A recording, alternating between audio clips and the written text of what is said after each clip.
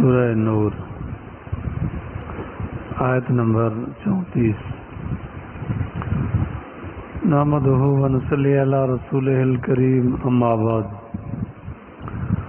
اعوذ باللہ من الشیطان الرجیم بسم اللہ الرحمن الرحیم وَلَقَدْ أَنزَلْنَا إِلَيْكُمْ آيَاتٍ مُبَيِّنَاتٍ وَمَثَلًا مِّنَ الَّذِينَ خَلَوْا مِن قَبْلِكُمْ وَمَوْعِظَةً لِّلْمُتَّقِينَ صدق اللہ العظیم۔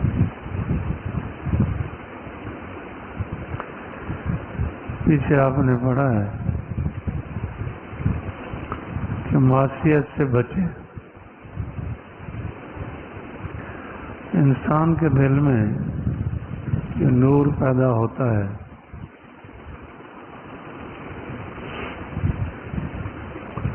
معصیت سے بچے، گناہ سے بچتا رہے تو دل میں نور پیدا ہوتا ہے۔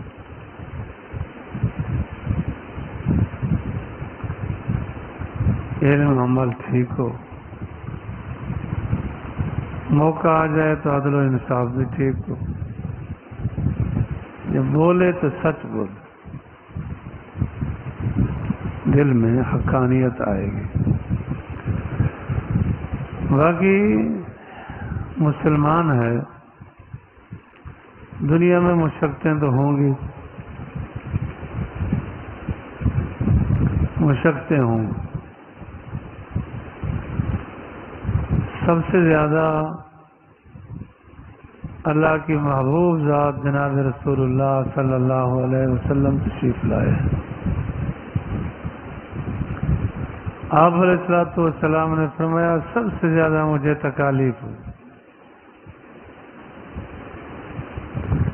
پھر آپ علیہ الصلوۃ والسلام سے جو جس طرح کی مناسبت رکھتا ہوگا اس طرح کی مشقتیں تکلیفیں اس کو پہنچیں گی۔ اور اللہ رب العالمین بھی یہی چاہتے ہیں کہ کچھ تھوڑی سی تکالیف دے کر اجر عظیم دیا جائے۔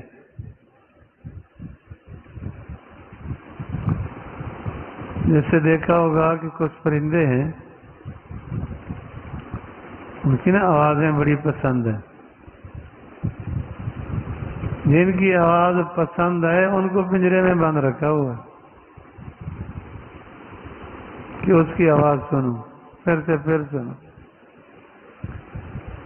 تو مومن مسلمان بھی جس وقت درد دل کے ساتھ کہتا ہے اللہ اللہ، تو اللہ رب العالمین بھی یہ آواز بڑی پسند فرماتے ہیں، کچھ تکالیف دیتے، مشقتیں آتی ہیں۔ حدیث پاک میں آتا ہے کبھی آدمی اعمال کے ذریعے سے وہاں نہیں پہنچ پا رہا ہوتا جہاں اللہ رب العالمین پہنچانا چاہتے ہیں،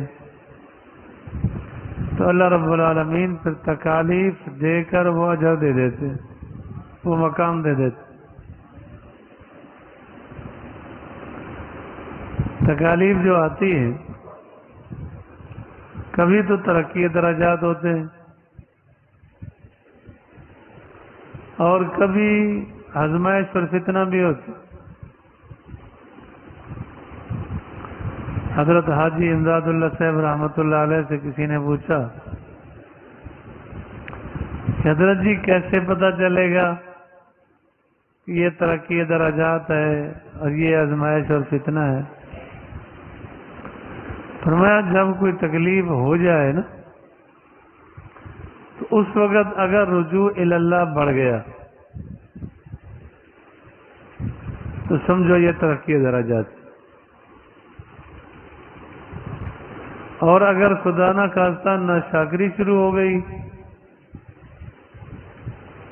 برے برے کلمات نکلنے لگے، تو سمجھ لو کہ یہ اللہ کی طرف سے آزمائش اور فتنہ۔ وہ موقع بڑا عجیب ہوتا ہے، ایسے موقع پر اللہ کی طرف رجوع چاہیے ہوتا ہے۔ اللہ رب العالمین فرماتے ہیں وَلَقَدْ أَنزَلْنَا إِلَيْكُمْ آیَاتٍ مُبَيِّنَاتٍ، اور البتہ تحقیق ہم نے اتارا تمہاری طرف آیات مبینات، واضح واضح آیات اتاری۔ حضور علیہ الصلوۃ والسلام کو تسلی ہے۔ آیات مبینات صداقت قرآن ہے، قرآن حق ہے، سچ ہے۔ ایک حرف میں بھی شک کرنا اپنے ایمان کو خیر بات کہنے والی بات، ایک حرف پر بھی شک کرنا حرام ہے۔ جیسے لوح محفوظ میں تھا ویسے ہی اترا، ویسے ہی محفوظ ہے اور قیامت تک یوں محفوظ رہے گا۔ اللہ رب العالمین نے دعویٰ فرمایا انا نحن نزلنا الذکر وانا لہ لحافظون۔ اللہ فرماتے ہیں ہم نے اتارا، ہم ہی حفاظت کریں گے۔ ومن اصدق من اللہ قیلا، اللہ سے زیادہ سچا تو کوئی نہیں ہو سکتا۔ ان اللہ لا یخلف المیعاد، اللہ اپنے وعدے کے خلاف بھی نہیں کرتے۔ ومثلا من الذین، اور مثال ان لوگوں کی جو گزر چکے، من قبلکم، تم سے پہلے۔ پورے قرآن پاک میں من قبلکم تو آیا، ومن بعدکم کہیں نہیں۔ اس سے بھی ختم نبوت کا مسئلہ سمجھ کہ حضور علیہ الصلوۃ والسلام سے پہلے تو انبیاء ہیں، آپ علیہ الصلوۃ والسلام کے بعد کوئی نیا نبی نہیں ہے۔ پختہ اور پکا عقیدہ رکھیں، اس میں ذرا برابر بھی لچک نہ ہو۔ اللہ فرماتے ہیں پہلے لوگوں کے واقعات گزر چکے ہیں، اب حضور علیہ الصلوۃ والسلام کو تسلی دی جا رہی کہ حضرت مریم پر بھی الزام لگا تھا، ان کی صفائی بچے نے دی، بچے نے دی۔ یوسف علیہ الصلوۃ والسلام پہ بھی الزام لگا تھا، بچے نے گواہی دی۔ حضرت جریج پر بھی لگا تھا، وہ بھی بچے نے گواہی دی۔ یعنی جتنا واقعات گزرے ہیں ان پر الزام بھی لگے، صفائی بھی ہوتی رہی، واقعات گزرے ہیں، یہ نہیں کہ صرف آپ پر واقعہ پیش آیا۔ اور اللہ رب العالمین نے پھر صفائی 2 رکوع ہیں تقریباً، 2 رکوع میں سیدہ عائشہ رضی اللہ تعالیٰ عنہا کی صفائی پیش کی، برات ظاہر کی۔ مثال ان لوگوں کی جو گزر چکے ہیں من قبلکم، تم سے پہلے، وموعظۃ للمتقین، اور نصیحت ہے متقین کے لیے، جو ڈرنے والے ہیں، تقوی اختیار کرنے والے ہیں، اصل نصیحت ان کو کام دے گی۔ اللہ نے نصیحت کے طور پہ قرآن پاک اتارا، نصیحت ہے، لیکن حاصل کس کو ہوگی؟ جو اللہ سے ڈر گیا، جس نے تقوی اختیار کر لیا۔ نہیں تو باقی وہ تو سارے سنا کے ختم۔ اللہ نور السماوات والارض، اللہ رب العالمین روشن کرنے والے ہیں آسمانوں کو، زمینوں کو۔ نور بمانا منور ہے، روشن کرنے والی ذات۔ ایک بات یاد رکھنا، نور روشنی کو کہتے ہیں، نور بھی اللہ رب العالمین کے ایسے ہی مخلوق ہے جیسے انسان مخلوق ہے۔ یہ کبھی دھوکہ نہ کہنا کہ نور اللہ رب العالمین کا جز ہے۔ اللہ کی ذات قدیم ہے، اللہ کی صفات بھی قدیم ہے، لیکن نور اللہ رب العالمین کی ایک صفت ہے، وہ مخلوق ہے۔ اللہ نے اس کو پیدا کیا ہے، یہ نہیں کہ وہ اللہ کا حصہ ہے۔ اور یہ بات بھی یاد رکھنے کی ہے کہ حضور علیہ الصلوۃ والسلام کی ذات گرامی نور علی نور ہے، لیکن بشریت کا انکار بھی کفر ہے۔ بشریت کا انکار نہیں ہو سکتا، انما انا بشر مثلکم، بڑی تاکیدات سے اللہ نے فرمایا بتا دو میں صرف بشر ہی ہوں۔ بشر کے مقابلے میں تو کہہ سکتے ہیں کہ جن، نور کے مقابلے میں ظلمت آتی ہے، یہ تو تاثر ہی غلط ہے کہ جی ہم کہتے ہیں نور ہے، وہ کہتے ہیں بشر ہے۔ نور کا مقابلہ ہی ظلمت سے ہے۔ یہ تو یوں ہوتا کہ ہم کہتے ہیں نور ہے، وہ کہتے ہیں ظلمت ہے، نعوذ باللہ من ذالک۔ یا وہ کہتے ہیں بشر ہے، دوسرے والے کہیں کہ ہم جن کہتے ہیں۔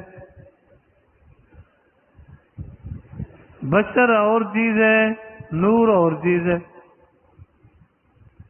نور اور بشر کٹھے ہو سکتے کہ بشر بھی ہو، نور علی نور ہو۔ کیا آپ علیہ الصلوۃ والسلام کی ذات گرامی اتنا نور تھے کہ سیدہ عائشہ رضی اللہ عنہا فرماتی ہیں کہ آپ مسکراتے تھے میں سوئی تلاش کر لیتی تھی۔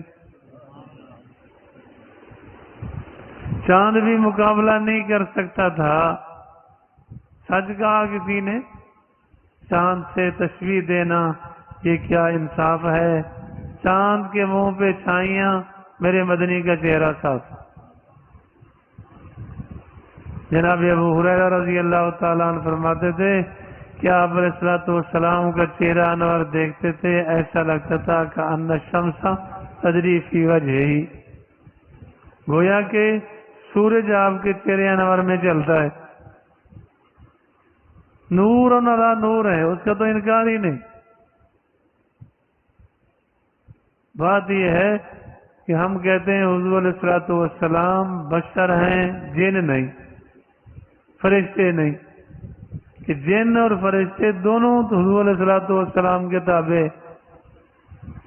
تو میں عرض یہ کرنا چاہتا تھا کہ اس نور سے اللہ رب العالمین کا جز نہ سمجھنا کہ نور اللہ کی ایک مخلوق ہے، اللہ نے اسے پیدا کیا ہے۔ اللہ نور السماوات والارض، اللہ رب العالمین نے آسمانوں کو زمینوں کو منور کر دیا، روشن کر دیا۔ نور سے مراد مفسرین فرماتے ہیں کہ ہدایت رہنمائی بھی ہے کہ اللہ کی ذات آسمانوں اور زمینوں میں رہنمائی کرنے والی ہے، سارے انسانوں کی، جنات کی، پرندے درندے، ہر چیز کی رہنمائی کرنے والی ذات اللہ کی ہے، اس میں کوئی شک نہیں۔ تو اللہ رب العالمین یہ سمجھانا چاہتے ہیں کہ سارے اختیارات اللہ کے پاس۔ نور تو اللہ نے بنایا، قرآن پاک کو بھی نور کہا گیا، تورات کو بھی، انجیل کو بھی۔ نور ایک مخلوق ہے جسے اللہ رب العالمین نے پیدا کیا ہے، باقی پھر باقی اللہ مجھے آپ کو پوری امت مسلمہ کو عمل کی توفیق دے اور سمجھ فہم نصیب فرمائے۔